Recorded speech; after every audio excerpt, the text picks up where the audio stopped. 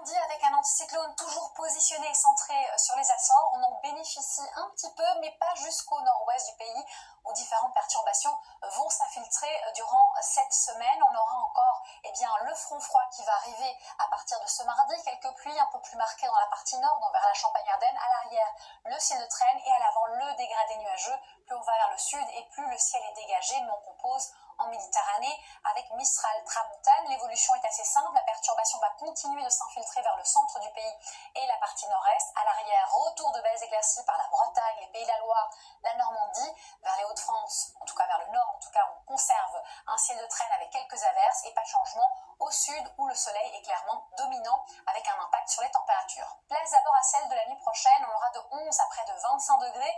Contraste thermique important, surtout entre la Méditerranée où on est au-dessus des 20 degrés durant la nuit et ailleurs on est plutôt dans des valeurs de saison. Puis ensuite la journée, on va atteindre les 34 degrés par exemple à Perpignan ou du côté de Nîmes.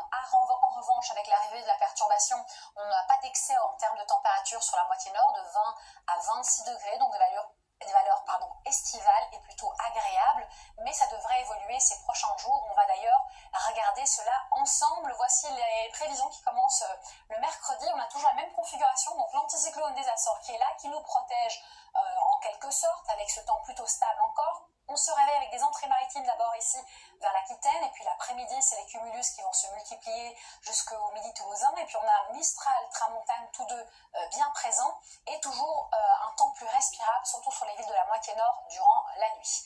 Jeudi, évidemment, petite faiblesse à nouveau vers le nord-ouest, donc on a une nouvelle perturbation qui va arriver. Dans un premier temps, le front chaud qui pointe ici, milieu de journée, le bout de son nez ici vers le Finistère. Et puis ensuite, c'est le front froid qui va venir s'infiltrer vers le nord-ouest du pays avec quelques pluies, un ciel surtout gris.